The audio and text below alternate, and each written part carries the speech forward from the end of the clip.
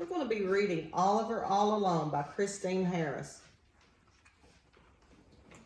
Oliver stood in the hall with his leash in his mouth and watched as his family walked out the front door. "Sorry, Oliver," said Mom. "We're going to visit Grandma for Christmas Eve, and they don't allow puppies in the hospital. We'll be back soon."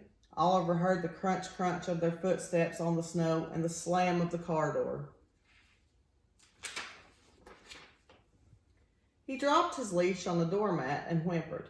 He didn't like being alone. The house seemed so big and empty and dark. Suddenly he heard something. Thump, thump, thump. The strange noise was coming from upstairs.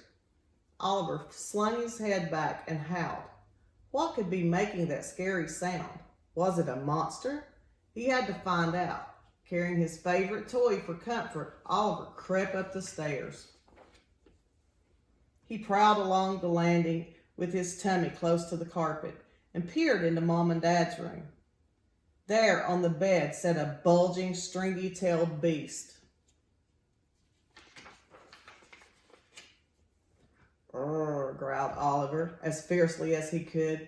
He launched his small body at the stringy-tailed monster, snarling as he shook it to bits.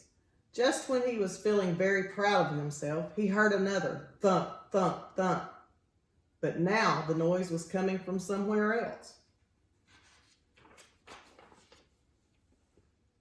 Oliver raced to the window and stood on his hind legs. He looked out. A tall white stranger stared up at him. Oliver barked and scratched at the window. If only he could get outside and chase the stranger away.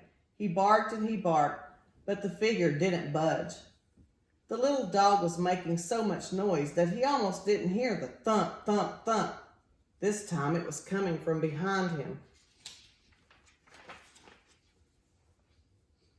With a surprised yelp, Oliver skedaddled down the stairs, heading for the safety of his blanket in the kitchen.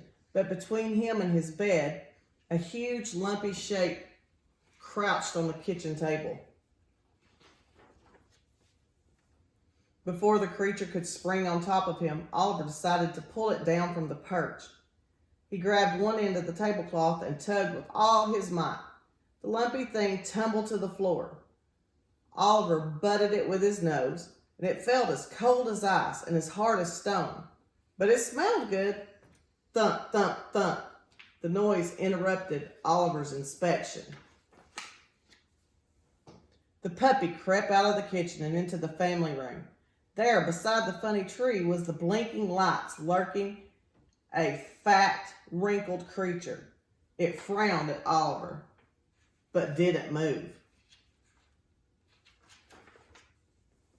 So Oliver pounced, and the creature fell sideways.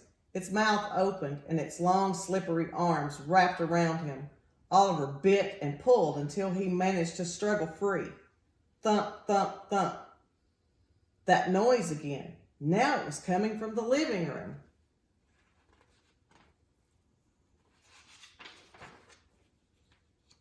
This time, Oliver was determined to find out what was making the thumping sound.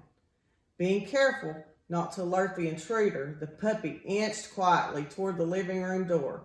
A strange shadow moved along the wall. Oliver had caught the thumping creature at last. Barking furiously, he raced into the room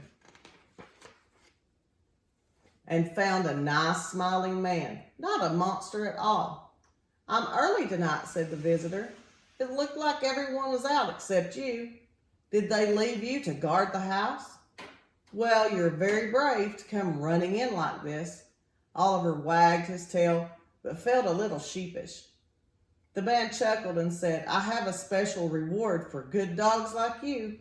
He pulled a big bone from his sack and gave it to the excited puppy. Just then, Oliver heard the front door open. "Oliver, we're back." Oliver bounded into the hall, and there was his family, home at last.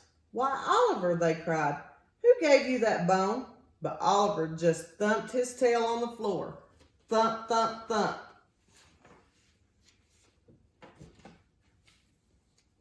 That was Oliver all alone.